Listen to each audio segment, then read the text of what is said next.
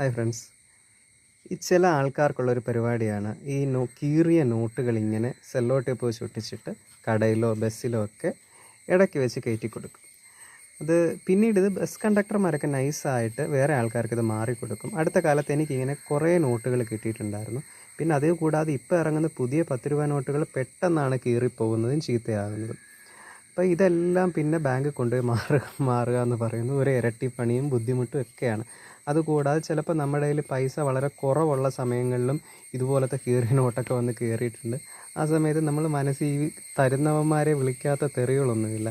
അപ്പം നിങ്ങൾക്ക് പരിചയമുള്ള ആളോ ആരെങ്കിലുമോ നിങ്ങളോ ഒക്കെ നിങ്ങളോ ഇങ്ങനെ ചെയ്യരുത്. അങ്ങനെ ആരെങ്കിലും ഇത് കാണുന്നവർ ചെയ്യുന്നുണ്ടെങ്കിലോ ചെയ്തിട്ടുണ്ടെങ്കിലോ ഇനി ചെയ്യരുത്. കാരണം വളരെ ഒരു ദുഷ്ടപരിപാടിയാണ് ഇങ്ങനെ ചെയ്യുന്നതെന്ന് പറയുന്നത്. കാരണം ചിലപ്പോൾ സമയത്ത് പൈസ ഒന്നും ഇല്ലാത്ത ആൾക്കാരുടെ കയ്യിലായിരിക്കും ഇത്തരം നോട്ടുകൾ വന്ന്